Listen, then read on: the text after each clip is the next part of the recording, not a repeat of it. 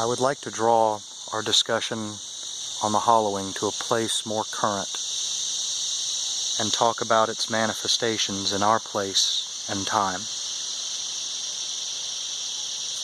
In this discussion, we will briefly talk about a personal manifestation, something that plagues far too many people in our day and age. And it's one of the most powerful tools the hollowing has in its arsenal.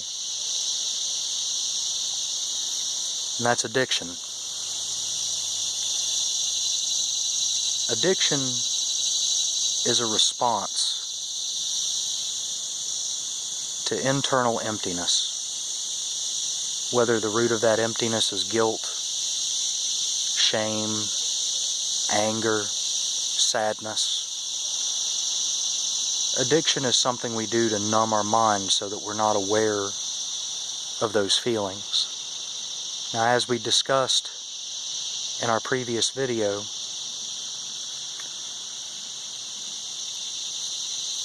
these feelings of emptiness and disconnection are caused by the transition of our relationship with nature from a symbiotic one to a parasitic one,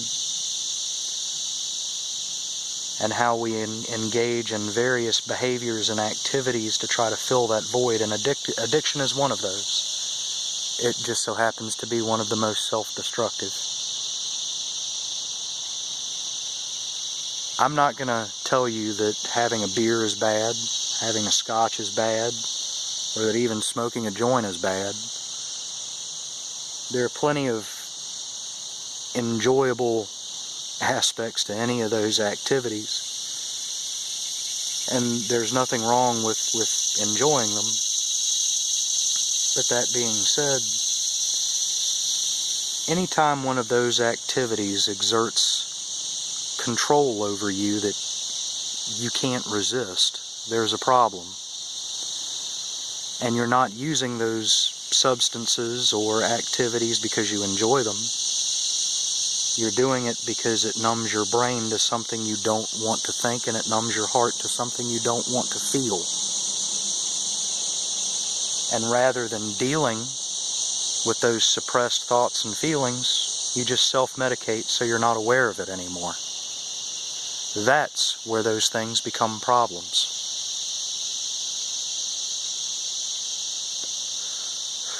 The good news is, there is a way to come back. There are many, many ways to come back. Not just one.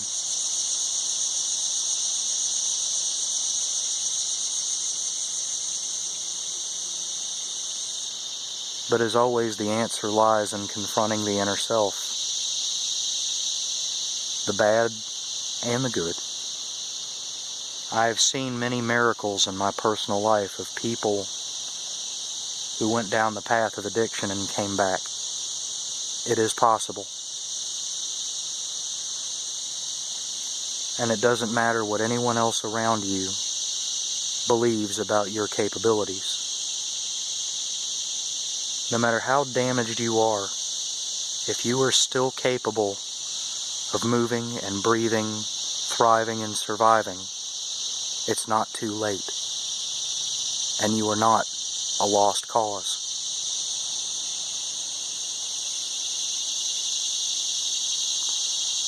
The greatest victory the hollowing can have to draw you into it is to make you believe that you and everything you believe in is a lost cause. Are lost causes. But I am here to assure you that you are not.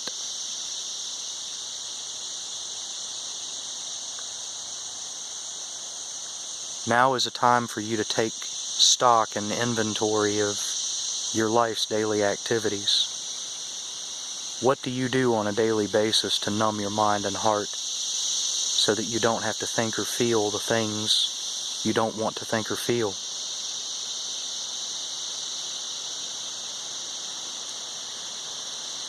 And now is the time to look at yourself in the mirror, right in the eye, and say, I'm better than that.